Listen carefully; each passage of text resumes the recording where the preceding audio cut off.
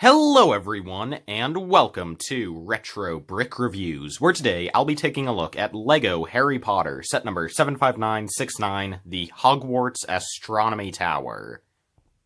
This set released in the summer of 2020, and includes 971 pieces, 8 minifigures, and retails for about $100 in the United States. That's about 90 Great British Pounds, 100 Euro, or about 20 galleons, 13 sickles, and 13 knuts. And without any more further ado, let's begin, starting with the minifigures. Our first figure is the Chosen One himself, Harry Potter, and like all of the figures we're about to take a look at, he is exclusive to just this one set in this variation. That being said, the majority of parts on this figure have been seen before, and quite commonly at that.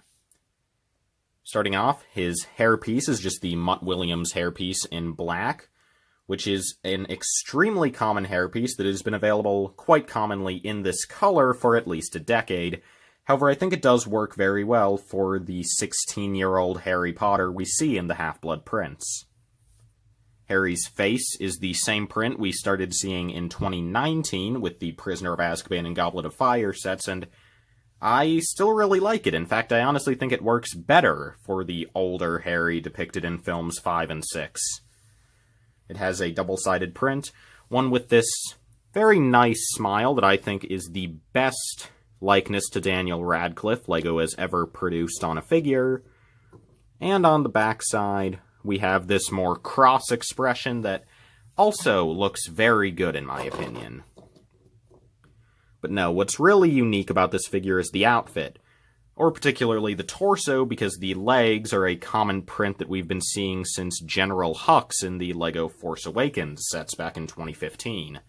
However, you'll notice that this figure actually has an updated version of the print that was first introduced in 2020. Comparing it to my Snape minifigure from the 2018 sets, you'll note that originally there was a vertical line on the belt, as well as a horizontal gray line and at the midpoint of the hips.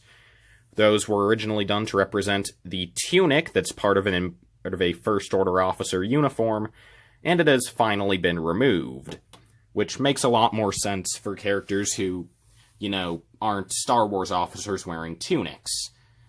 However, it should be noted that this print was not just used in 2020 and going forward, but also in sets that were released prior to 2020. Their more recent production runs have also featured this updated design. So, while this Snape figure I pulled from a 2018 produced Quidditch match set features the original design, if you bought a copy of the Quidditch match set released in 2020, it would feature this updated version. Anyway, though, the real unique part of this figure is the torso print, which is clearly designed to replicate Harry's outfit that he wore to the Slug Club Christmas party in the Half-Blood Prince movie. And it's not a super complex design.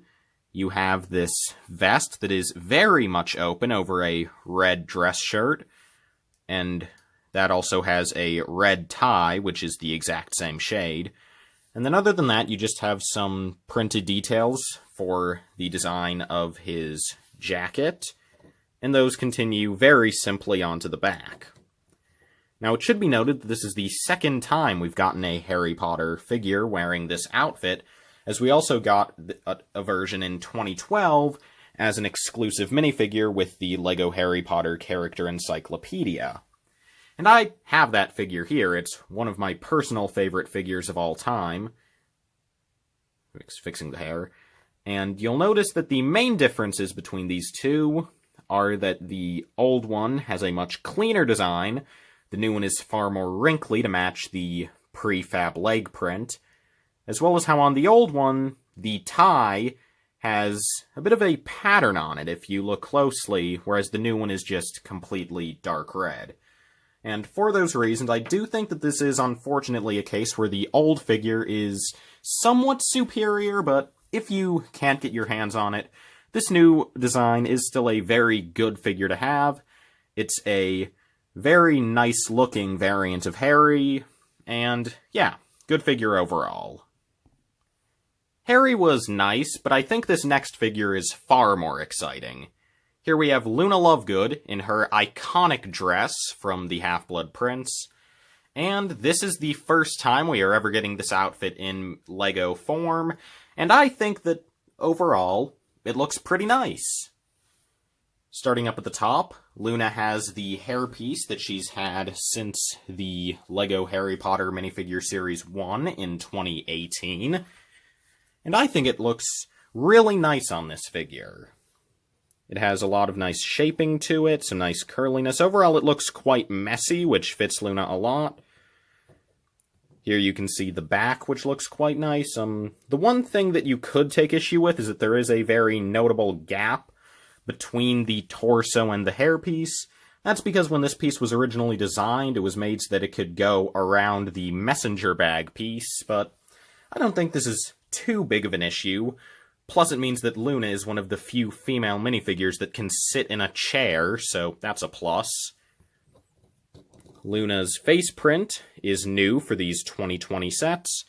It is not exclusive, as it also comes in the Room of Requirement set, but I think it looks very nice and poses a good likeness to actress Ivana Lynch. What I really like about this figure is that the lips are very lightly printed. They're printed in LEGO's lightest pink, and the print application is not super sharp.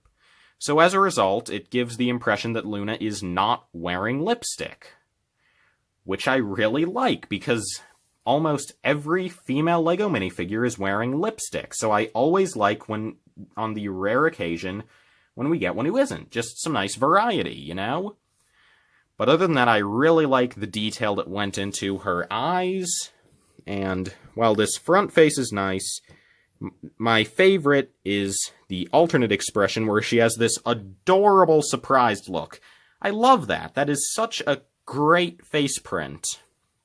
But anyway, while both of those pieces can be found in the Room of Requirement set, what cannot be are these exclusive torso and legs meant to represent her outfit from the movie, where you have the lavender base color, which I wasn't certain of at first because her outfit is more of a metallic-y pink, but I think that it does work best as lavender, which I'll explain in a minute. But then other than that, you have these nice silver ruffles, as well as different lining details and some polka dots. And what I should note about the ruffles is that they actually use these same prints quite a bit, where you'll notice that these two prints, the one at the bottom of her torso and the one at the top of her legs, those two designs are actually identical. It's the same design, just printed twice. And if we turn the figure around to the back, you can see that that same design is used a third time, and that the design we have at the top around her neck is the same as what we have on this side, just obviously here you have the cutout for Luna's, I can't think of for her collar. Anyway, but yeah, so that's an interesting thing. I suppose it's just the designer taking a bit of an easy way out and reusing the prints multiple times, but it's not that noticeable, and even if you do notice it, it doesn't really take anything away from the figure, so, good job, minifigure designer, for this set. But, I think what is a bit off is the legs, where the bottom half are just plain black, because in the movie, Luna was wearing black leggings under her dress, but this kind of makes it look like she's just wearing big boots. I think it would have worked so much better if they'd been able to print some golden shoes on, at least on the front, but preferably onto the sides as well, since they did do that with another figure in this set that I don't think needed that detail nearly as much. But anyway, that's pretty much all I have to say for this figure. Aside from, of course, how great it looks if you can get the light to catch it, and there you go. that's why I think the lavender works so well. It's not really catching on the legs, but on the torso you can really see that when all those polka dots and the ruffles all shine, it just looks so great, and then it makes the base color look more pinkish, and it ends up looking just like what you see in the movie. So really great job with all the different color choices on this figure. And the prints look great. Yeah, I think that if they'd been able to give some nice golden shoes to this figure, it would have been pretty much flawless. But still, easily one of the best Harry Potter minifigures of 2020, in my opinion. But let's move on to the next one now.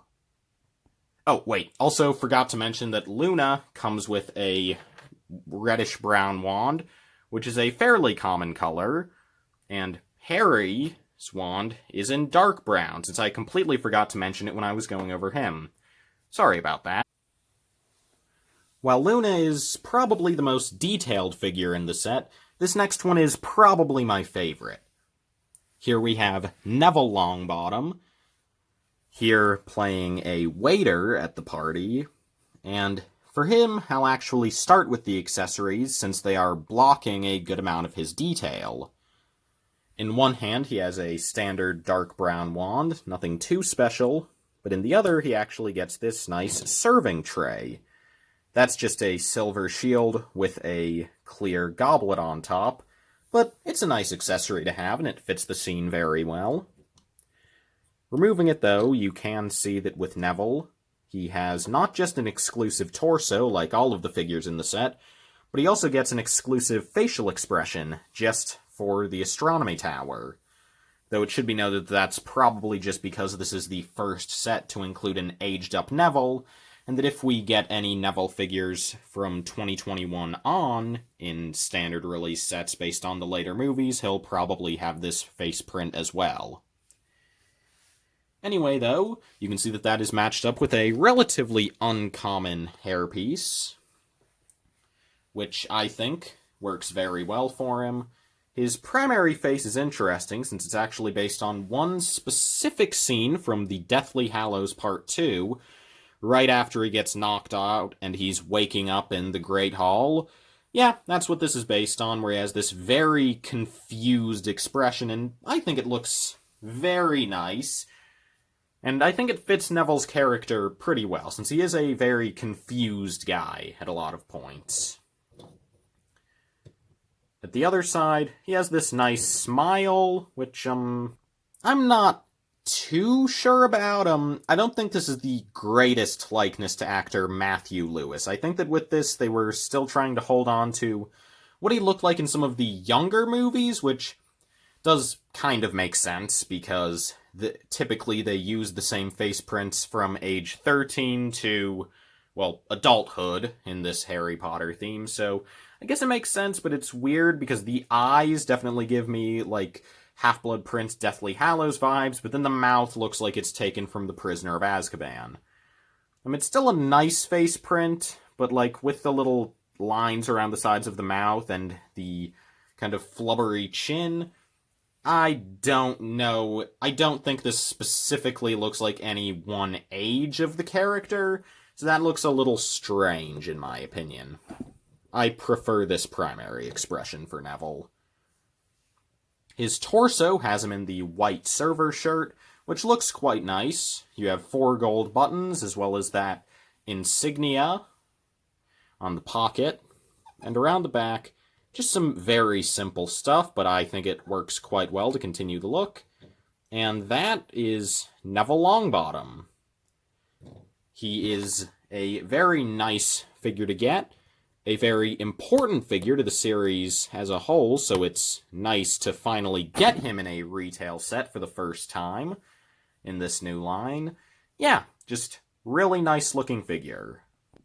Figure number 4 is Hermione Jean Granger in her Slug Club dress, and I'm not too sure about this figure, for a few reasons that I'll get into soon, but starting off, her hairpiece is nothing new, as it's actually the same hairpiece that Hermione used back in the 2010 Harry Potter sets. However, 2020 is the first time she's using it in the modern line, However, it does also appear in the Room of Requirement set in addition to this, so it's not exclusive as far as the new sets go. Her face print is the same one that she's had since 2019, which is a print that was introduced back in 2017 for the 5th Pirates of the Caribbean movie, where on one side you have this rather nice smirk with some freckles, interestingly enough. It wasn't until 2019 that LEGO started giving Hermione freckles, but I think it's a cute look. And then on the back you have this very aggressive expression that I think fits sometimes, but not always.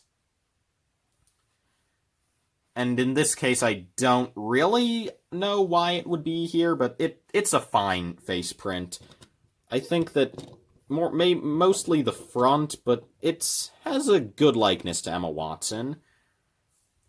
But then what's new about this figure is the torso and the legs, and you'll notice that unfortunately my copy of this figure came a bit damaged in both aspects, where the torso has some unfortunate chipping at the bottom, and the legs are actually permanently bent in, so she can't really stand properly. You'll notice that her feet are both kind of angled up toward the middle, and that's just because the legs are bent in a little, so when she stands, both feet have to be slightly angled because they're pointing inward, which is just unfortunate. But even aside from that, there is definitely one major issue with this print, which is just that the dark pink print color on the legs is darker than what's on the torso, where the torso is using LEGO's bright hot pink color, but then the legs are in magenta. It's a very subtle difference, don't get me wrong, but it's very noticeable, especially up close. And also there's the fact that the magenta lines are so much thicker than what's on the torso as well, so that just looks very awkward in my opinion. Hermione does have some nice silver shoe printing, though, which actually continues onto the sides, something that unfortunately Luna wasn't worthy of, I guess. And then around the back, you do have just some continuation of the front detailing with a somewhat open back. Not a whole lot, really. But you can also see, both on the back and the front, that you have the printed negative space, which is something that LEGO does on the vast majority of female figures. Interestingly, they actually did not do it on Luna, but she's a bit of an exception, and that's probably just because in this set she's wearing a very baggy dress. In the Room of Requirement, she does have the printed negative space around the hips. And it's something that I am not too fond of, but I guess that in, tight-fitting outfits like this one, it does make sense. But overall, my main issue with the figure, aside from that weird, different, going from hot pink to magenta, which just looks really bad in my opinion, but my real issue is just that I don't think this is an outfit that warranted so much effort going into it, because, a brand new torso print, brand new double-molded legs, and printed shoes, including side printing, this was a really expensive figure for LEGO to produce, and was this outfit really worth it? I mean, we see it for, 20 seconds in the movie, and we don't even see it we only see it from the waist up, so we don't even see Hermione's shoes. Did we really need all this effort going into this figure? I mean, I'll get into this later, but I think that this set's minifigure budget could definitely have been switched around a bit to be more fair to some other characters that I think got severely shafted, whereas figures that we already have great versions of, like Hermione, I don't think needed to have this much effort put into them. That's just my 2 cents, though, and feel free to disagree, but yeah, this is a nice figure of Hermione, but it's not one I was really that interested in getting. It's one that I don't think is that important to have in a collection, and it's one that I gladly would have sacrificed to get better versions of characters that we're not going to be getting anytime soon, most likely. Oh, and she has a dark tan wand. So, now you know. Finishing off our selection of figures based on the Slug Club Christmas Party, here we have the only Hogwarts faculty member included in the set, Professor Horace Slughorn, Potions Master. And this is the second time we've had him in minifigure form, and I will do a comparison of the 2 variants in a bit. But starting off with this figure, he has a hairpiece that is technically exclusive. Essentially, this piece, which was introduced for the Lego Batman movie, has been cast in dark bluish gray before, but prior to this set, it had always had printing in light gray for the sideburns. This set has an unprinted variant of the hairpiece, which while you could definitely see it as inferior, it is at the very least exclusive. Slughorn's face print is the same one that was used on his 2018 variant, but it has not appeared outside of this character. This primary face has this very kindly look, with some thick gray eyebrows and a lot of wrinkles, as well as a very prominent chin. And then around the back, we have this more disgruntled and maybe a little confused expression. I quite like this one. I think it portrays the character very well. Same goes for the front face. I feel as though the main thing holding this figure back is that the hairpiece is not super accurate. I don't know exactly what hairpiece would have looked better, but it just needs to be a lot thinner is probably the right word. In general, this combination of face and hairpiece reminds me more of President Franklin Roosevelt than it does of Horace Slughorn. But the torso print is unique to this set, and it is, of course, based on the outfit he wore during the Slug Club Christmas party, where we have a nice dark orange jacket with some very nice patterning on the sides. We have some gold tassels, and that is open over a vest with some nice gold swirls, and a rather good chain. I also enjoy his old-timey bow tie. And around the back, you just have a continuation of that with another tassel and more of those brown patterns. And then he just has dark brown legs and a reddish-brown wand. Comparing this to the previous variant, again, the face prints are the same, although the old one was definitely a little sharper. The main differences are, of course, the hairpiece. The old one had printed sideburns, the new one does not. Feel free to choose your favorite. And then for the torso print, the old one was based on a different outfit, which has some perks to it, but overall I think it's a lot more bland. The dark tan coloring, I think, being a lot less exciting than all of the gold and the patterns. And then also, that's the thing. This new one has all these really nicely printed, intricate patterns that really give this figure a great look. The old version lacks all of those. So between the two, I will say that I do prefer the new version just for this absolutely beautiful torso print. That being said, it is a bit inaccurate to the scene, where in the movie this was actually sleeveless, so it would have been more accurate if his arms had been cast in the reddish-brown color rather than just being the same dark orange as the torso. But nonetheless, this is still a very nice-looking minifigure. In my opinion, the best version of Horace Slughorn out of the two minifigures we've had, and it is a great one to get to add to your Hogwarts faculty collection. And that concludes our Slug Club Christmas Party figures for the set, but there are 3 more minifigures based on different scenes from the Half-Blood Prince, so let's start on those now. Figure number 6 is Ron Weasley, though his friends call him Runil Waslib. Only book fans will get that reference. And I don't know why, but I really love what LEGO's done with this figure. The only unique part is the torso, but I think that this whole package just looks fantastic to me for some odd reason. Starting off, his hairpiece is actually the same one they used back in the 2010 Harry Potter line, and he was one of the first figures to use it. In fact, I think he was the very first to use it in the dark orange color, and I think it works really well for Half-Blood Prince Ron, and I'm very glad that they've brought it back. His face is the same one that appeared in the 2019 sets, which goes for a lot of the figures, now that I think of it, since they're all using the faces they have for year 3 on. And I think this face works pretty well for Ron, where this main face has this somewhat nervous-looking smile, which works really well, though I will note that, funnily enough, while Hermione gained freckles for the first time in 2019, it was the same time that Ron lost his freckles. So that's just kind of a fun thing I noticed, and I think he looks fine without them, but it is just a weird thing they decided to do. His back face has this just very interesting look, we'll say.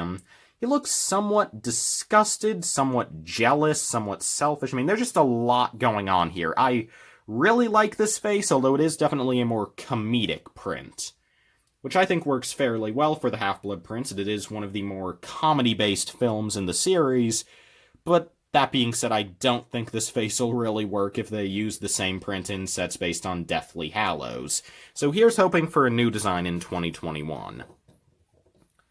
Aside from that, he has unprinted sand blue legs and a reddish-brown wand, but the exclusive part here is his torso, molded in the teal color, which made its return in 2018 and is still not super common on minifigures. He has this nice shirt that he wore after winning the first Quidditch match of the season, and he wore it whilst relentlessly snogging one Lavender Brown, who we'll see in a minute.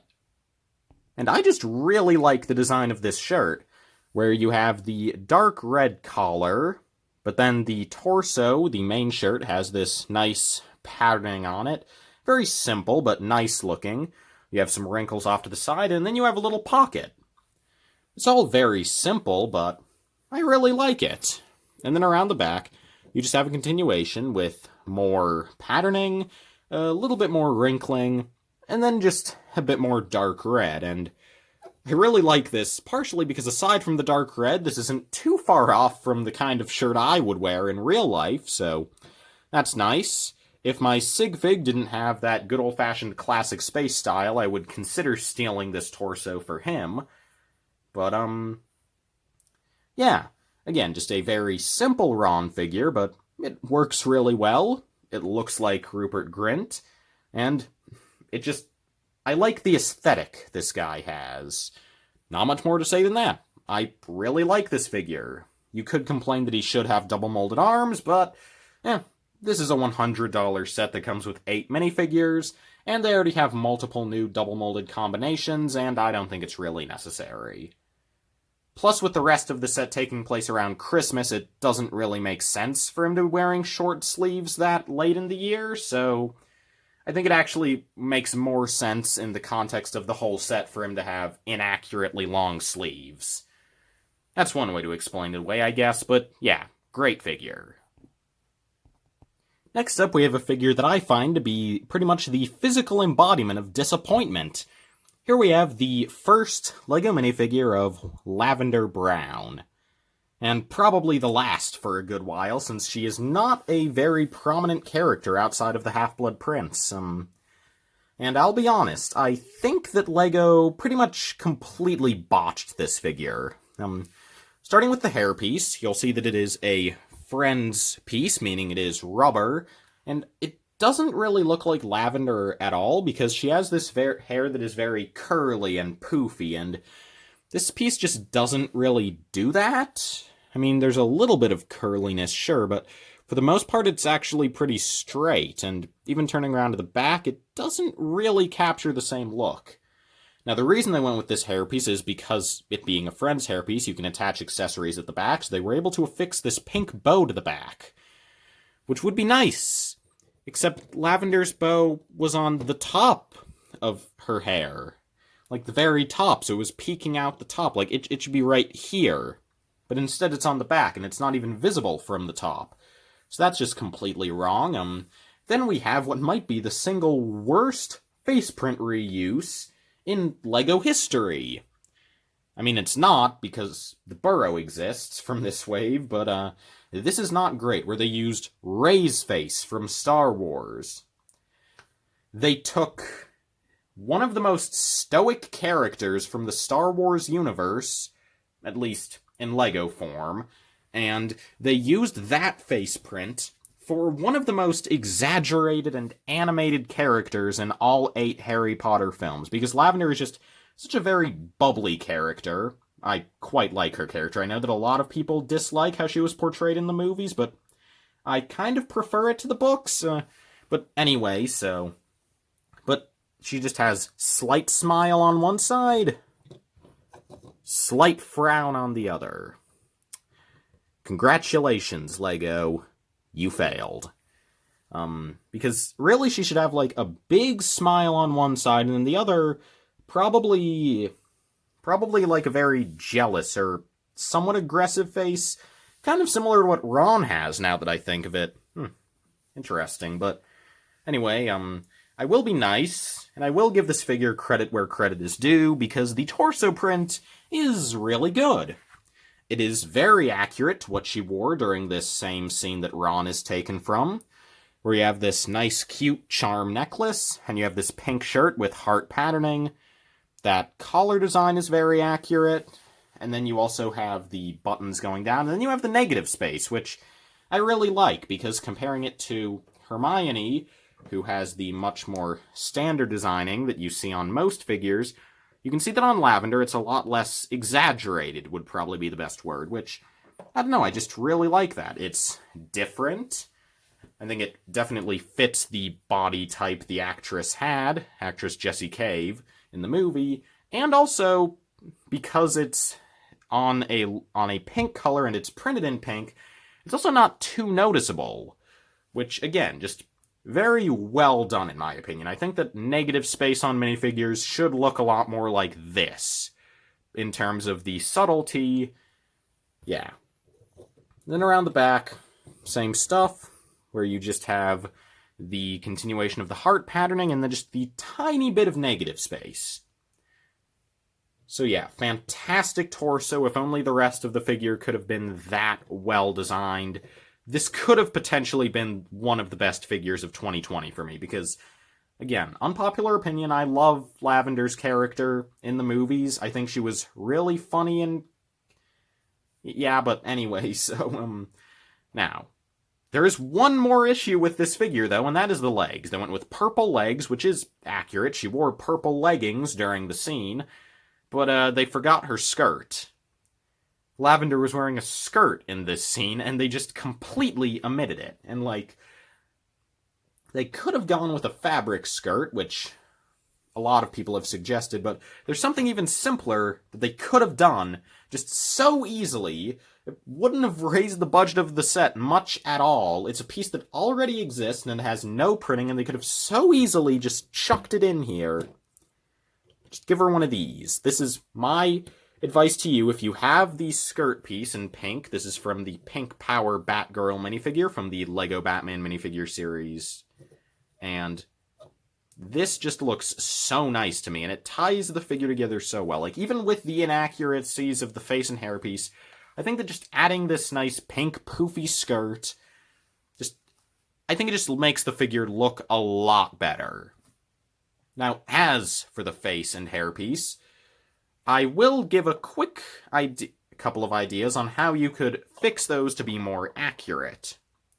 Starting with the face print, one that I know some people have suggested, and one that I was originally going to go with as well, was the Queenie head from the LEGO Fantastic Beasts set, but I don't really like this because it has the shut eyes, which I don't really like.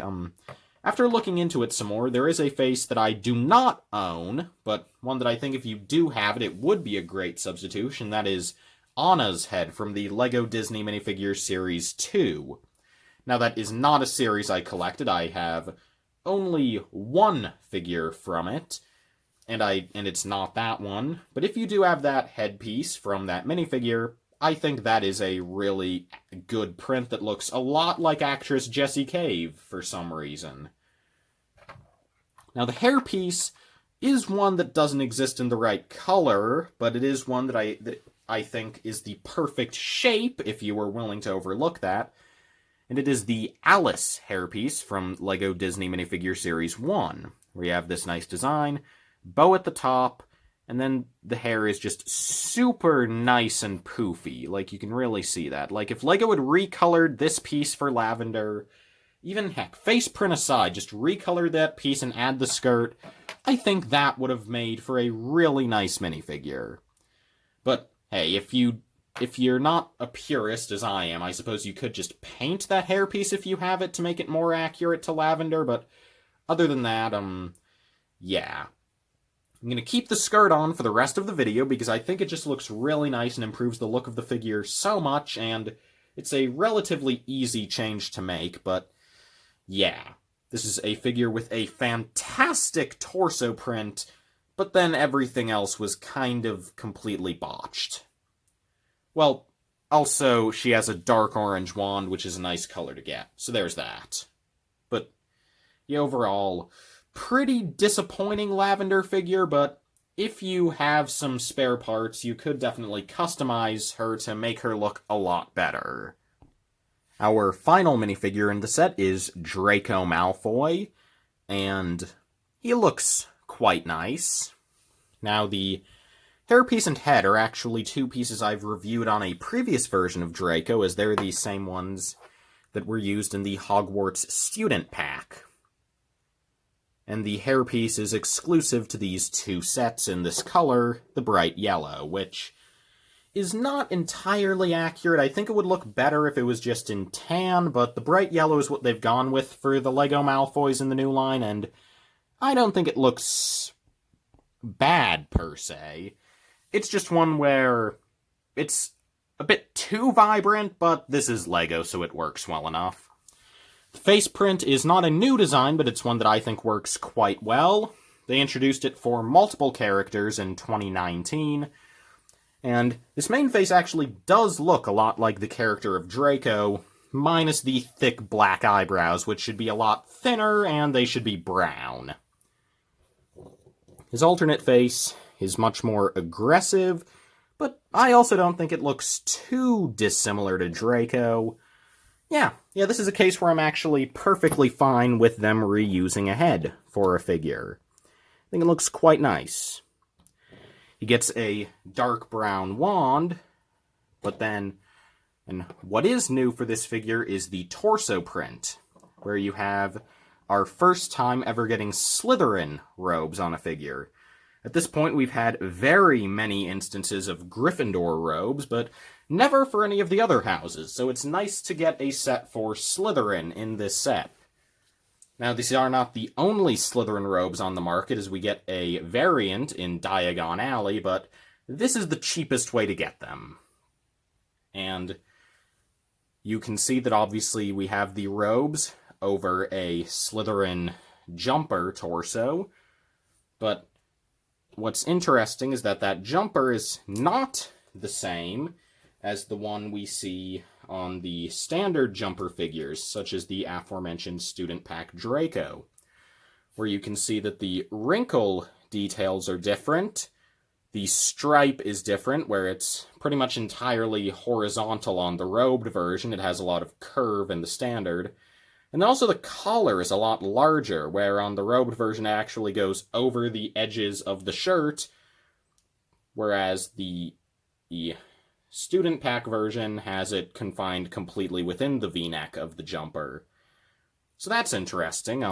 Another interesting comparison to make is between this and the open shirt Gryffindor version that we got in Minifigures Series 1, where you can see that the new one has, probably the most notable detail, is a dark gray outline, which is a continuation of what we see on the existing leg print.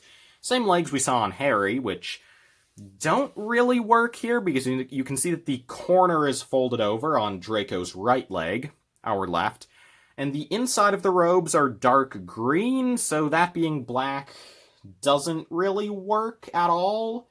So that's unfortunate, but if they're going to reuse the print, then obviously that is just going to be an issue. Let's just hope it's a one-time thing. But turning back to this figure, you can see that the original version from 2018 for Gryffindor had no wrinkles on the torso, and also it was closer in and the collar did not overflow the edges of the jumper V-neck. But yeah, So that's interesting. I personally prefer the look of the older one. Not just because the colors pop a bit more, which makes sense with it being a CMF, but also I think that the outline on the new one is rather unsightly. I don't know, and also the wrinkles on the torso just draw a bit away from it. I prefer the clean look with just the wrinkles on the robes.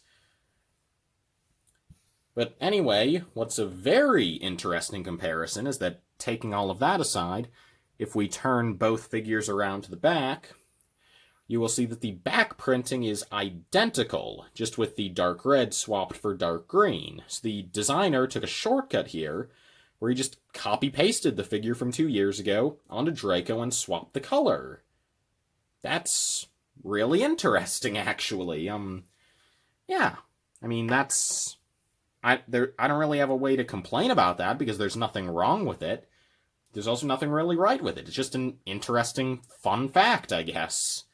But, yeah, that's Draco. Definitely not perfect, but overall I think it's a good variant to have. It's great to finally have robes for a house other than Gryffindor. I mean, in general, with this new line, I love that we are finally getting robes in general, because before 2018 we never had them at all. But, yeah. Now, I will say that with this figure, the robes are probably not the first variant I would have gone with for Half-Blood Prince. Considering how much he wears it in the movie, as well as the following one, I probably would have gone with Draco's black suit, which also would have required a new torso print. But anyway, yeah, that's just what I would have done if I were LEGO, which I'm not. But this figure still looks really nice, and I suppose we could definitely get that suit figure at some point down the line. And this is the last figure in the set, so we are definitely omitting some characters who would make a lot of sense to include with an astronomy tower, such as, say, Dumbledore. But all things considered, I definitely understand why LEGO wouldn't want to include Dumbledore with this set. And as for other faculty members, the one that really springs to mind is the astronomy professor, Professor Sinestra. But considering how she is an incredibly minor character in the movies, and even in the books she's really minor, I get why they wouldn't want to spend any new print budget on her. But anyway, that's really all I have to say about the figures in this set. So now let's move on to the build itself. For the builds, we do have the 3 castle modules that make up the main castle build of the set, but we also get a few small accessories included as well, and I'd like to take just a couple of minutes to look at those first. With the accessories, we'll start with one that I almost included in the minifigure segment, but I don't think is entirely worthy of that. Anyway, we have Hedwig. And this is the newly designed Hedwig that they started including in the Summer 2020 sets, and they included her in a lot of Summer 2020 sets. She comes in a poly bag, and every set they released in 2020 that cost $40 US or more. So, very common piece to get, but a very nice one. Taking a bit of a closer look, you can see that, of course, the main difference is that now she has her wings outstretched, so she is flying. Although really she is just a perched owl with her wings outstretched in the LEGO form, but it definitely gets the look across and looks very cute. I love the feather detailing on the back, as well as just for the little tail. Yeah, very well done. If I were to compare this to the previous Hedwig design, the one on the right being the style of Hedwig that we've had since 2010 and that they have finally phased out this year, actually being the very last printed element that they carried over from the 2010 line into the 2018 online. However, it should be noted that now they've brought over a second owl from 2010, I guess to continue Hedwig's legacy of being an old print. But anyway, you can see that not only are the feather detailings simpler and larger and just more cartoony on the new one, but also the new one has much larger and cuter eyes, a larger beak, and just in general is a more cartoony and cutesy design in most areas, which I quite like. And turning around to the back, you can see that that does continue with the tail as well. where the new one just has much more cartoony and exaggerated details. They just go to make this new Hedwig look absolutely adorable, and in my opinion, a big improvement over the old design. Even if it is a little odd, maybe, how now it is inconsistent with all of LEGO's other owls that still use the old mold, but I really love this, and I'm so glad that they made this change. It's just such a good thing to have. Now, our other two side builds are both for the Slug Club Christmas Party, where, on the left, we just have this little set of lanterns. These, actually, the instructions tell you to place them inside of the castle at a certain point, and they will be there when we go over the castle itself. However, on both the front and back of the box, it shows them out as a separate element, so I've decided to display it as such here. Very simple, just using some Technic pieces to get the angles, and then you have the lanterns themselves are the modern, newest pumpkin piece in red, which originated in some of the Chinese New Year sets. Again, very nice. You can change the angles on those if you want to bend them more in, or maybe just have them entirely horizontal. But, yeah, like that. Just very simple, but it looks very nice and adds to the feeling of the party and the aesthetic. Hedwig will not stand up. There. But then the other build, which I really love, is where you have this nice table with a chocolate fountain on it, and that chocolate fountain looks absolutely gorgeous. Like, that is just such a great and smart build. It's very simple, of course, just using different dish pieces primarily, but it's fantastic. And then for the table, you have several different goblets, as well as various treats, including dog poop cupcakes, Eggo waffles, more dog poop cupcakes, and Disney cookies. I believe those prints originated from the Disney Brave set back in 2014, actually, but I could be wrong. But yeah, some nice prints, though, there. Those cookies are pretty common. The Eggo waffles from Stranger Things, which I imagine are meant to represent Pizzelle cookies, those are not as common, but very nice to get.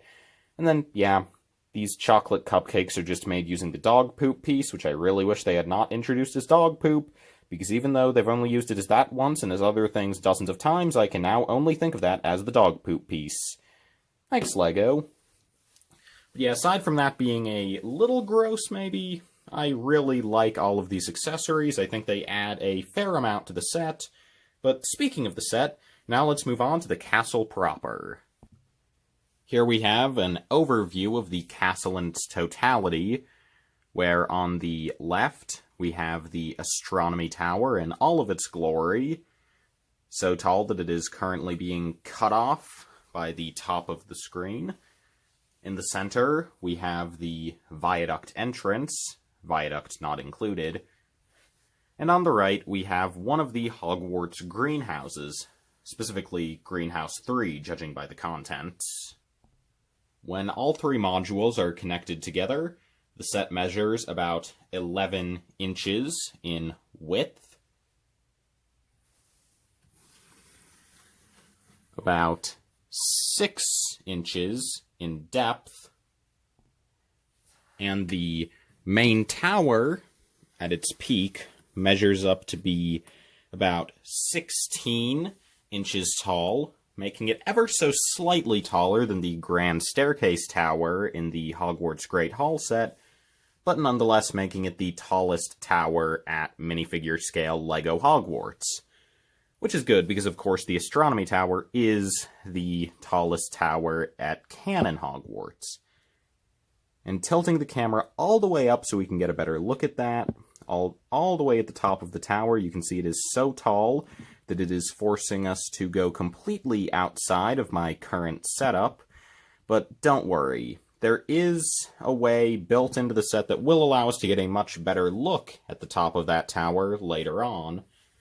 But yes, I just really like how everything comes together. I think it just creates a great picture. And what I really like about all of these modules, though, is how all of them feel very complete. And What I mean by that is how they all feel... The easiest way to put it is just that they all feel as though they could be the headlining item of a set.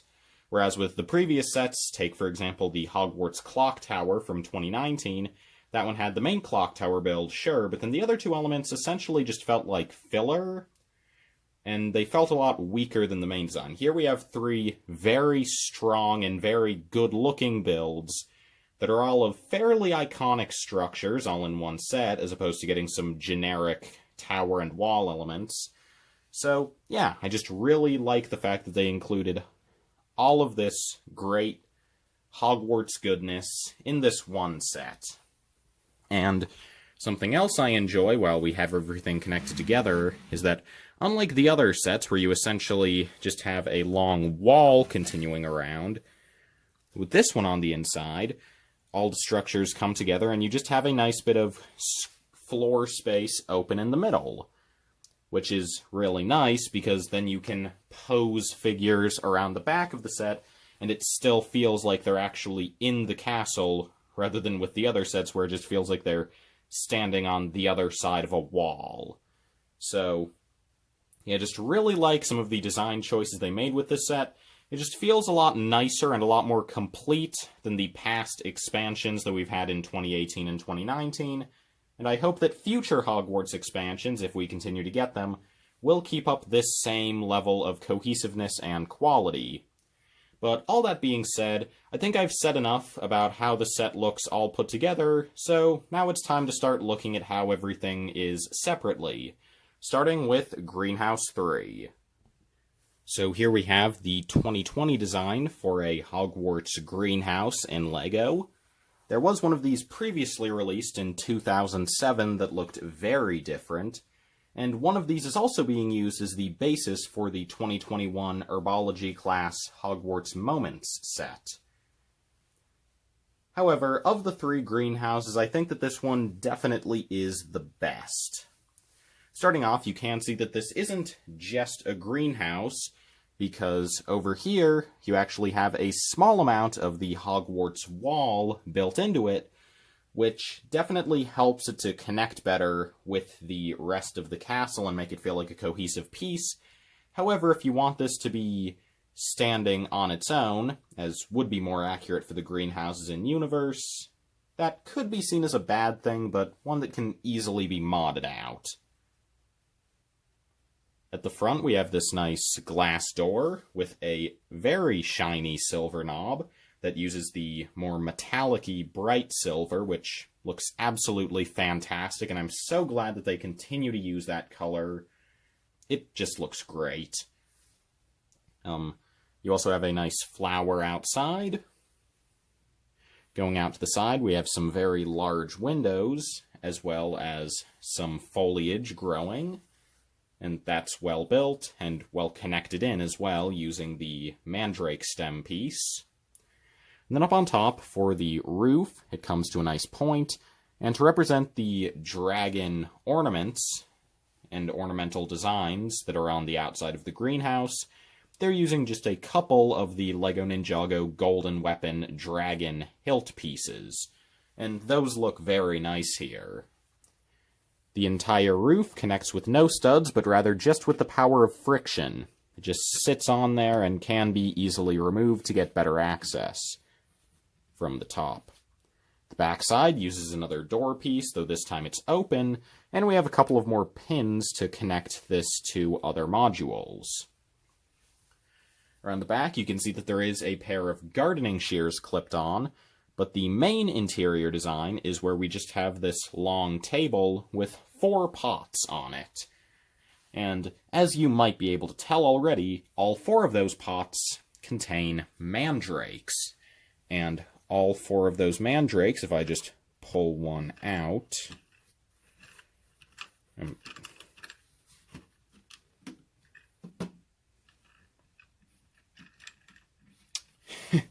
There we go, that was harder than it should have been, are printed. They all have the same face print, where they are all screaming, rather loudly by the looks of it, and these are the updated 2020 design, where they are just printed on a cylindrical brick which I think looks far better than the 2018 version that used a brand new piece that didn't look too great in my opinion.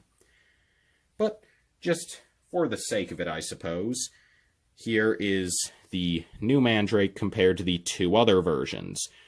In the center, we have the 2018 Mandrake, and on the right, we have the 2020 CMF Mandrake that comes with Professor Sprout.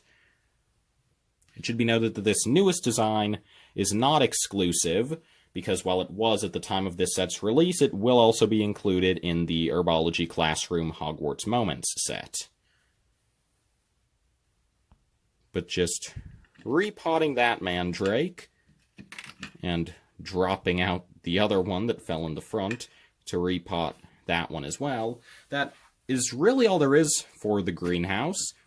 It is a very small area, but I think it's a very nice one. It ties in with the plot of the movie, and it's just a great thing to have for your Hogwarts setup. Finishing off, here's what it could look like if you set Harry and Professor Slughorn up to be chatting in the greenhouse. Now, of course, it is a very small area, so it is tough to get two figures in there, but you definitely can manage. And I think it looks rather nice, although it would probably look a bit better if you had one of them standing off to the side, off of the plate. But obviously that's something that you can do any day. And here are Professor Sprout and young Neville, neither of whom are included in this set, just to show you how this can look when you have a couple of figures in there for class time. But that's really all I have to show with this greenhouse, so now let's move on to the next section, the Viaduct Entrance. Here we have the Viaduct Entrance, and considering that this is technically just a side build, this is actually very large and nicely detailed. It is built on an 8x16 base plate, with some side extensions bringing the total footprint to 8x20, and I think that this is just fantastically done. And honestly, I think this looks nearly as nice as the one included in the $400 direct-to-consumer Hogwarts set, which is very high praise as far as I'm concerned. Starting at the front, on the left and right, you have our two large columns, which do have some stickers on them, but I think the stickers look rather nice in the context of this set. I like how we have some uniform and symmetrical accents of the nougat color. To me, that just looks a lot nicer than having it randomly interspersed, as we see on a lot of other sets. Up at the top, you have your large circular window, which looks great, and unlike the massive D2C version, this window is actually see-through, which is very important, and I really like how they've done the triangular shaping up at the top, where you have a combination of standard sloped bricks with some snot techniques, and it all just comes together very well as far as I'm concerned. The upper parts of these towers are actually built very similarly to some of the towers in the aforementioned direct-to-consumer Hogwarts set, which is really nice about this set in general, where overall you have some areas that are very simple and fun and quick to build, but then others that are very complex. And while I don't know if I'd call this very complex, I mean, again, to me, some of the building process of this module are reminiscent of a $400 16+ set with over 6,000 pieces. So, yeah, I really like what we've got here. From the side, you can see that after that tower, the model is not especially deep, but you do have the smaller tower off to the side and in the back, and that is just where our pinholes to connect other modules are. So that's nice. Wish that they could have put tan in there instead of the light bluish gray. That piece does exist in tan. I'm guessing it's just in the gray, so it matches up with all of the other bricks that have pinholes on them, but at the very least, then they could have done the correct color for this piece up top, where the pin isn't actually used for connecting other modules. That's actually used to keep the slope of the gray roof. You'll also notice a couple of olive pieces in the corners. Looking down toward the bottom, you do have a standard door element. At the front, you have some nice plants, which, I think it is a little awkward, maybe, how tall the mandrake stem is at just the bar thickness, but it's fine. And then up at the tops of the towers, you have these large sand green dishes, and then also these sand green cones at the top. And I've heard a lot of people complaining about that, because it is a lot more sand green than any of the other sets have had, where they pretty much just have the color used for the ski poles at the top, which are representing lightning rods, whereas here the color is used a lot more. But I actually really like that, since I love sand green, and I think it looks really nice. I like the use of these dishes here in particular, even though I know it's just because that piece is not available in dark bluish gray. It just looks really nice as far as I'm concerned. Turning the model around to the back, you can see the main issue with it, which is that it is very much not deep in the slightest. Again, it's built on a 8x16 plate, and while it looks fantastic from the front with all sorts of depth that really make it shine, the obvious counterpart issue to that is that the interior is very minimal, where you have at max 4 studs of depth, although there really isn't anywhere here that's actually realized, because in the center you have the door, which opens inward, if you wanted to see that. And then on the sides we just have a couple of work tables. And yeah, it's another potions classroom. We had one of these in the Great Hall, we had a very elaborate one of these in the Whomping Willow, and now we have one here, and while it is maybe a little overkill, and these are in addition to how we're also getting a Hogwarts Moments potion class set in 2021, I will say that of all of these sets, I think this one might be the most accurate to what we see in the movies in terms of the interior of the classroom, where these desks with the little chairs really remind me of what we see in the actual movies for the classroom. And I really like all the different stuff on those tables, where we have a big cauldron in the middle that's bubbling, and then we have on each one a thin bottle with a jewel on the top, as well as a minifigure head bottle that is actually the same build as a Lego Minecraft potion. And with those tables, I'd like to give special notice to this blue bottle in the back here, which actually has a print on it. This is from, I believe, the Lego Elves line, and was there meant to represent a dragonfly in a bottle, although in this case it could definitely represent a Cornish pixie. If this would focus, it would be very nice. There, so you can see that print. It's very subtle, but it's a very nice thing to include that they definitely did not have to pull out. But they did, and I like it. On the one bench, as you have definitely noticed by this point, we have this book. This is a copy of Advanced Potion Making from the 6th movie, and that is a sticker on the cover. We do get a printed version of this with more accurate coloring in the Harry Potter minifigure series 2, but for a simple set version, I'm just glad to be getting a textbook with a detailed cover at all. And on the inside, we just have a generic page printed with some squiggly lines. Yeah, that works. And when I say printed, I mean stickered, which does annoy me because they use this design twice in the set, and it's something that just in general would be very useful, so they definitely could have printed that. Alternatively, in the 2021 Hogwarts Moments Potion class set, there is a new 1x2 printed tile for a potions book, so while that wasn't ready for this set, at least in the future maybe they could use that for other potions books. But yeah, not a fan of the inside, but I am perfectly fine with the stickered cover. It looks nice. And then up at the top, you have a nice hanging candle array with different heights of candles and different thicknesses, where the one in the center is probably brand new, whereas the ones on the sides are various levels of melted. And yeah, I really like that, and that's pretty much all I have to say about the Viaduct Entrance in this set.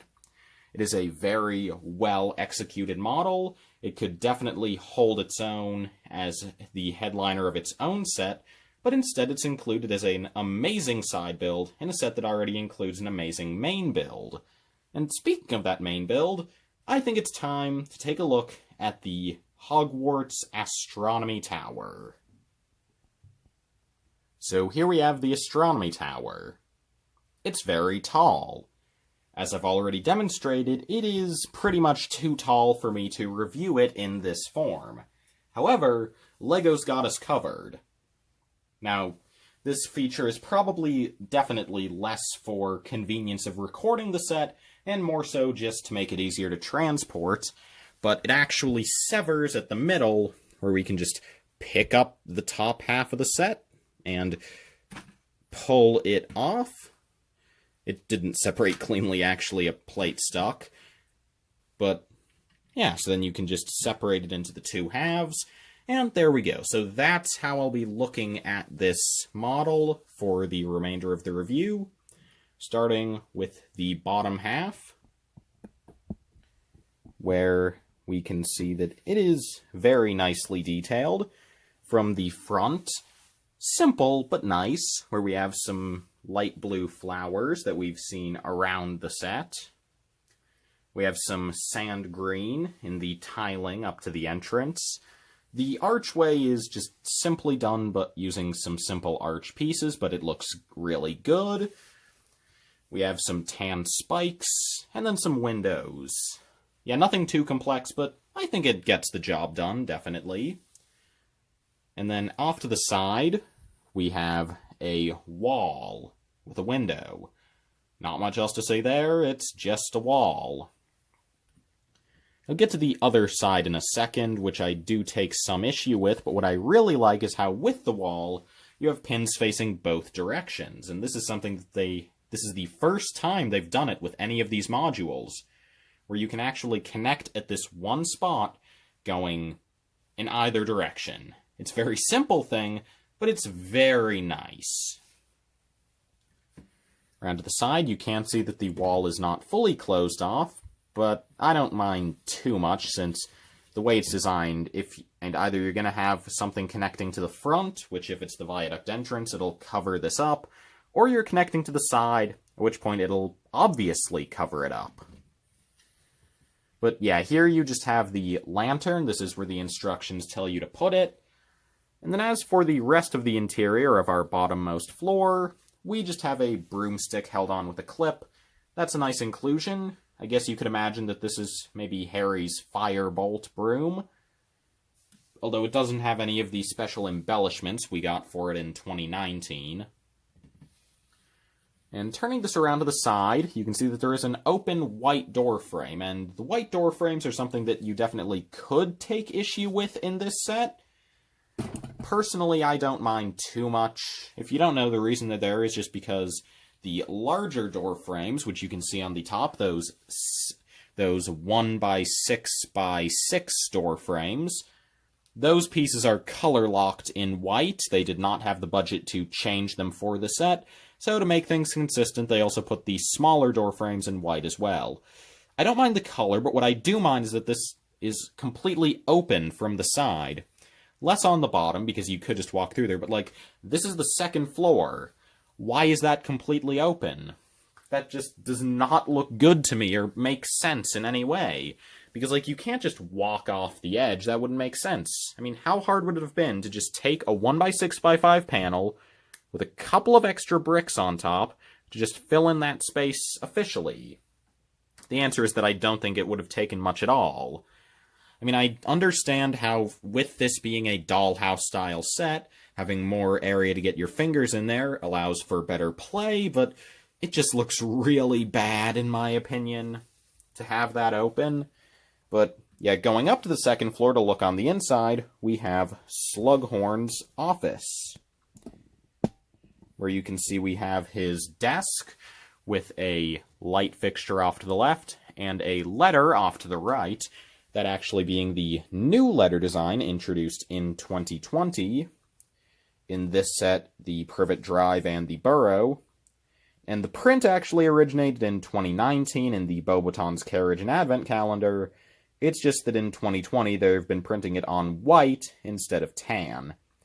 So yeah, that's a nice piece and a good update to have to the original design. I like the dark orange accents of the room, and behind the desk you just have Slughorn's chair, as well as a couple of identically stickered bookcases. I really don't like those stickers, because they're a pain to get in there because of the piece they used, because it has the protruding edges on all sides. So while this one is fine, the one in here is pretty horribly butchered, just because I had a lot of trouble getting it in there. On top of the bookshelves, you just have a bottle, presumably of poisoned mead. We have a goblet, and then we have Slughorn's hourglass, which is a cute feature to include. And yeah, very small, cramped space, really just taking up 6x5 studs, but I really like it. It's a very good area to have, I just wish that it had been better closed off from the side. And yeah, that's the bottom half of the Astronomy Tower. Not super complex, but I really like it. One more thing is just this little area that helps it to connect better with the second floor by just sort of sloping up to the large tower on the side. Here we have the upper area of the tower, and zooming out just a little bit so we can get a better look at it. I really like what we have going on here. It is definitely taller than the first section, but that makes sense, since this one is encapsulating 2.5 stories, I'd say, rather than just 2. While I won't say that the build is more detailed on the third layer, there are definitely a lot more stickers, where you have that main one in the front, and the center of those 4 windows. You have one down here, and then one on the very large side panel of that tower.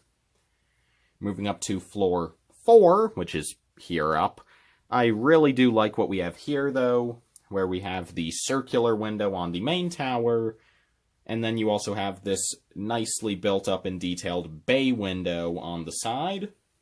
I, in particular, really like the use of these pieces in the dark tan. Those make some good angles, as well as the spikes I enjoy. And then we have all the different spires, where if we look up a bit more, a lot more actually, we have 4 different spires. This one all the way to the left that connects to the front, this one at the top of the main section, this one all the way to the right, and then we have the largest conical section going up to the top. It's the tallest, and that is the side tower. While I really like most of this from the front, I think that the stickers pretty much all contribute to the look positively. My one issue, well, I guess 2 issues. One is very minor, and it's just that you have this telescope in the back, which is for the interior, and you can see that from the outside.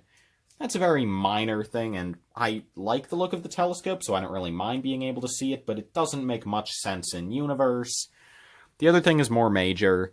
It's just that the roofing, I say that in quotes, of the main section, the dark gray, is just 2 studs thick. Meaning that on this side, you have kind of a gross gap as far as I'm concerned. But that's a lot better than the other side, where it's just 2 studs and then completely open. That looks legitimately terrible. Good job, Lego. But yeah, that's really all I have to say for the exterior. Aside from that roof, this is very well done, and I love the look of it. Definitely the better half of the Astronomy Tower in this set. Also, more sand green. I'm loving it. Sand green's my favorite Lego color, after all. Turning around to the back, on the 3rd floor, we actually have something quite interesting. We have the Ravenclaw dorms. I suppose you could also see it as the Ravenclaw common room, but that seems a little inauthentic in my opinion, since it is primarily beds. Those beds, surprisingly, do not have the Lego Friends leg attachment in the center, but you can just lay your figure down on the bed and pretend that they're sleeping, although Luna's hair kind of prevents her from lying down well. We have a stickered banner in the center, but then off to the side we have this nice nook. Reading nook, you could potentially call it, but there is more going on here, where you have a letter with a quill, you have a golden candle, and then in the center, you have this nicely designed bookshelf, where if we pull those pieces out, we have a copy of the Daily Prophet. This is the same one we've had since 2018 with little baby Harry. And then we have a copy of Unfogging the Future, the divination textbook. Kind of a weird choice to include here, but they just did it because they have the textbook piece in the lime green. That's a sticker for the cover, and the inside is the exact same squigglies as the other book. And yeah, that's really all there is to say for the Ravenclaw Common Room. Pretty simple, but I like it. I'm glad to get a room dedicated to my Hogwarts house. Yeah, good stuff. Common room / dormitory, however you want to look at it. I think it's more of a dormitory, but LEGO calls it a common room. Moving up, we have, I guess, the astronomy room. I don't really know what this is called. It's not the classroom. It's the room. It is separated into two areas, where we have our main area with our spinning instrument here. I like the look of this with the different sized hoop pieces in gold, and then the sphere in silver. You can spin that and it looks very nice. And then over here, we just have a small tiled area next to our bay window. So I suppose that you could set this up by, like, putting Draco here or so, and then you could just have Dumbledore leaning on the wall back here. Yeah, that works. You can't really get Dumbledore out the window here, although I suppose that maybe if you finesse it, you would be able to shove him out the circular window, but for that you'd have to remove the instrument. Yeah, the set was definitely not designed for reenacting iconic cinematic deaths, but, oh well, just toss him over the top, I guess. Yeah, I like this area, but it is definitely a little simple. Great instrument, though. And then moving up to the very top, we have the Astronomy Classroom. Very simple, you just have a brick-built stroll featuring a couple of constellations, and then you have this nice telescope. It can move around, nice jewels, yeah, good stuff. And that is all I have to say about the LEGO Hogwarts Astronomy Tower builds. So now let's take a look at the box, instruction manuals, and extra pieces, and then I'll move on to my final thoughts. So here we have the box for the Hogwarts Astronomy Tower. This is a large, squarish, $100 box size. Now you will notice that for all of the Summer 2020 LEGO Harry Potter sets, as well as most other Summer 2020 LEGO sets, they use CGI renderings rather than the standard pictures that they would normally take and use for box art. The reason for that is likely just because of the COVID-19 pandemic, if I had to guess. So, little unfortunate. I do think that the IRL pictures look a lot better than the renderings, but this doesn't look bad per se, just not as good. But anyway, the main box image features the Hogwarts Astronomy Tower depicted at probably about the best angle you could have for the set, where you have it from at a slight tilt. Then you have all of the figures displayed, most of them on the bottom, with the exception being Draco up at the top of the tower. You have all 8 figures displayed at the top left. At the right, you have an image showing the back of the castle. Interestingly, that being the exact same image that is shown on the back of the box proper. And then, around the sides, you just have the standard stuff. You have the LEGO Harry Potter logo and the image of the 3 at the top. Although, finally, it is nice that after 3 years, that image of Harry, Ron, and Hermione actually makes sense, since this wave was based on Order of the Phoenix and Half-Blood Prince. Bottom right, you have the Wizarding World logo, and if you look to the left of my box, you will notice that this is actually a European box because there is no piece count. And that's because I originally imported this set and a couple of the other ones from Germany, the idea being to get them early, because over there they released in June, and in the US they didn't come out until September. However, my sets didn't actually end up arriving until months after I paid for them, again due to the pandemic, in addition to the United States Postal Service having been completely obliterated by our government this year, and even before that, but especially this year. Yeah, things aren't great in the US, as I'm sure most of you know. But, hey, maybe things will get better. You never know.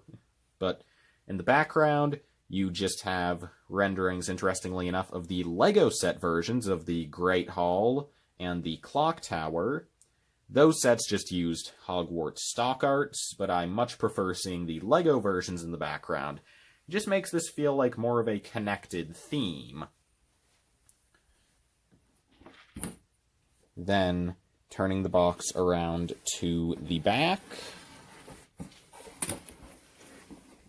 you can again see the image that we already saw, used small size on the front, as well as just some different vignette images showing some closer sections, such as the greenhouse, the classroom, and then off to the right, you have Harry and Draco dueling in the astronomy room, Luna in her dormitory reading a very out-of-date newspaper, and Slughorn drinking some poison. Neat. Here we have the set's single manual. In the bottom right, you have your QR code for if you want to build this using digital instructions. And opening it up, there are actually quite a few errors in this manual, funnily enough, where if you look over here, it shows us getting Draco in bag 5 with no wand, and then no one in bag 6. In all actuality, you get Luna in bag 5, Luna being completely absent from this overview, and Draco comes in bag 6, and both of them come with wands. However, it should be noted that when you build them in the set, they are not given wands anywhere in the manual, but the set does include wands for them, so they are definitely supposed to have them. Also, you'll notice that here, this image is supposed to show the completed bottom of the tower, as well as the start of the top half of the tower. However, instead it shows the completed bottom half, and then the bag 4 status of the top half again. So, yeah, just multiple weird errors there. And if we turn this to the very back,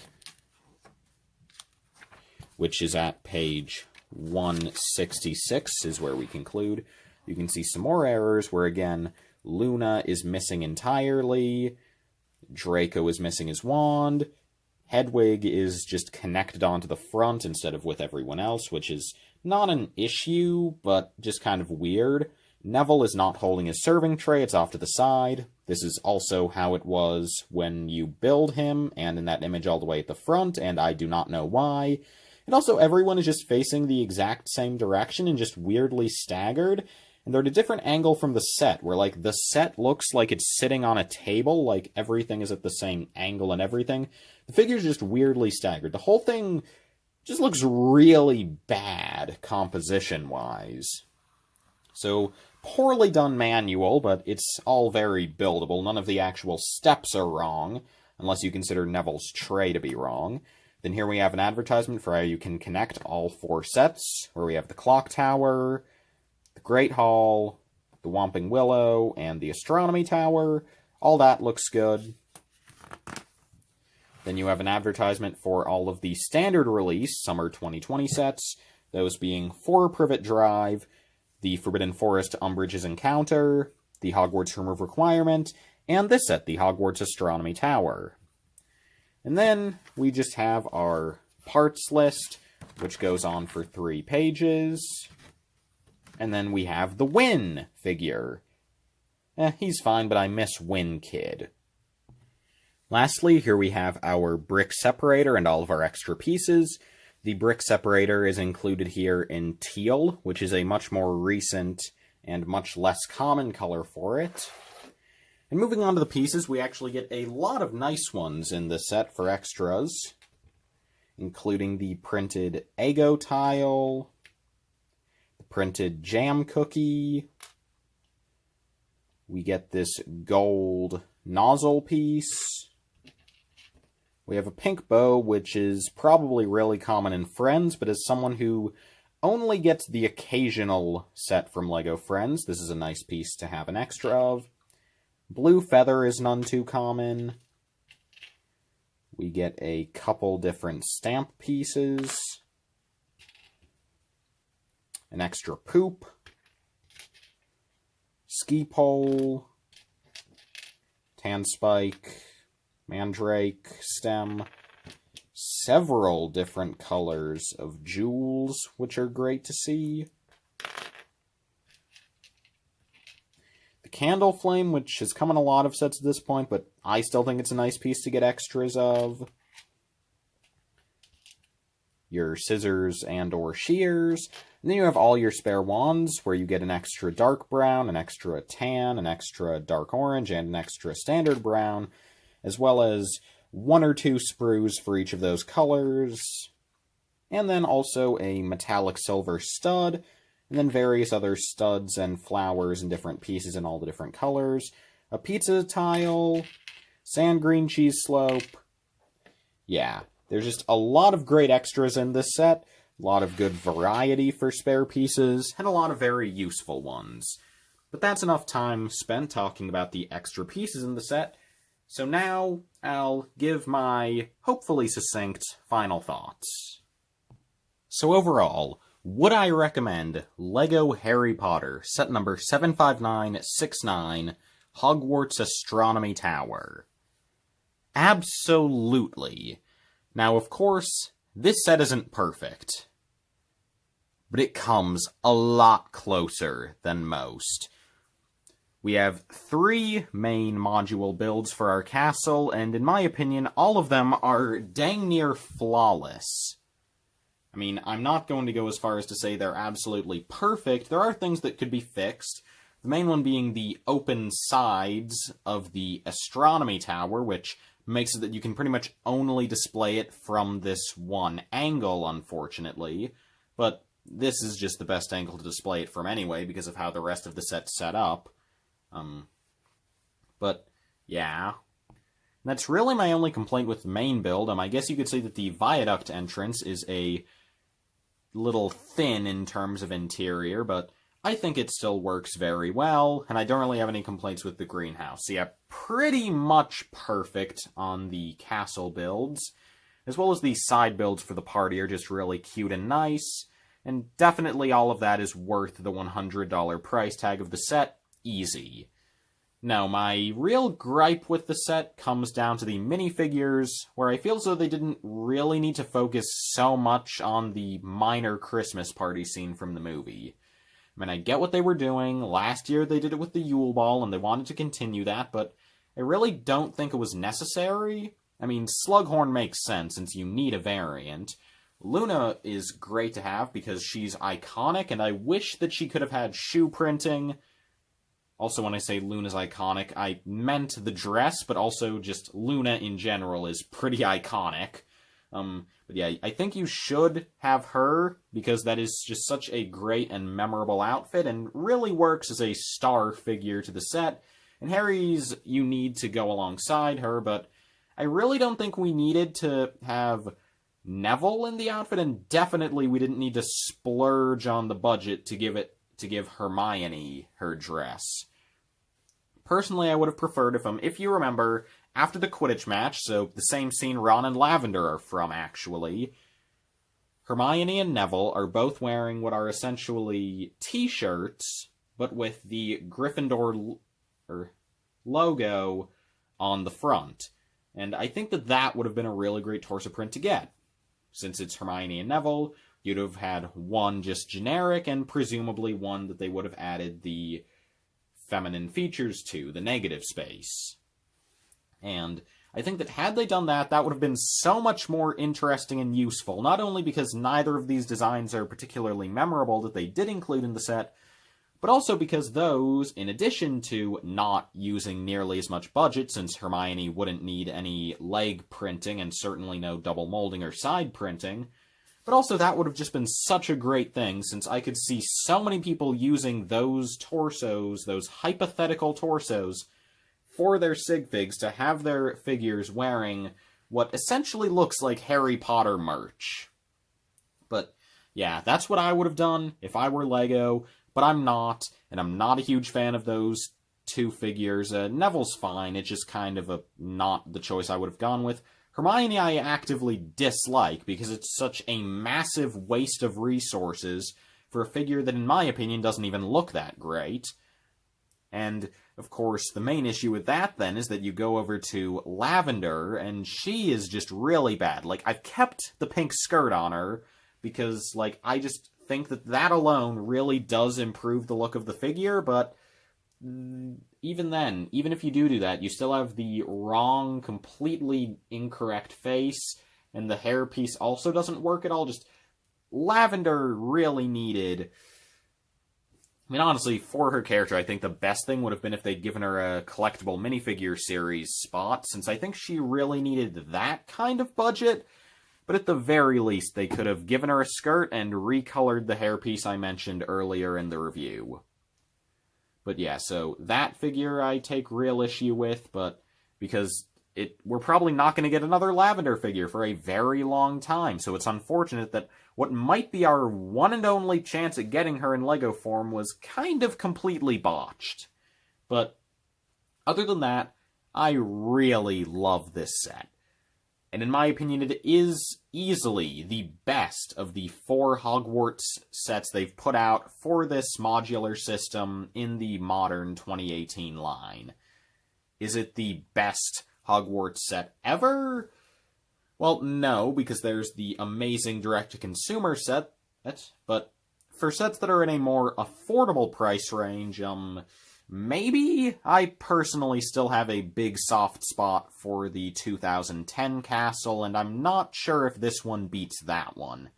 Although this one definitely wins in terms of level of detail, that one just has the advantage of being larger. It has 4 good-sized buildings. Multiple of them are very iconic. And then also, that one is an end-all be-all, so you get a lot of iconic rooms, whereas this one is coming after 3 sets, so some of the areas are somewhat obscure. But still, from the exterior and the interior and the design and just all the play and display you can get out of this set, if you're going to pick up any one of the Hogwarts sets, it definitely comes out to between this one and the Great Hall, but I would probably go with this one. It offers less in terms of minifigures, definitely, but it offers a lot more in terms of the look of the set, it feeling like a complete Hogwarts Castle display for a one-and-done, whereas the Great Hall just feels like one building with a dinky tower off to the side. Yeah, I don't want to keep rambling on forever, so I'll just say that I definitely recommend this set. If you see it for $100 US, or its equivalent, which is retail price, I would get it if you have the money. If you see it on sale, then absolutely pick it up, because this set is amazing, and I love it.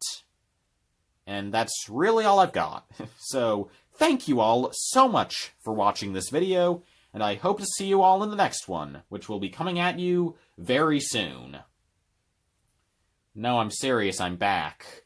I will be uploading on a fairly regular basis from now on. I know that before this, I had a multiple-month hiatus.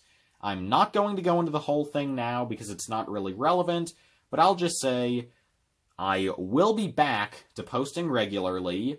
I have a couple more videos planned for 2020, and then going into the new year, I definitely have a lot of great plans, and I hope to accomplish at least one of them.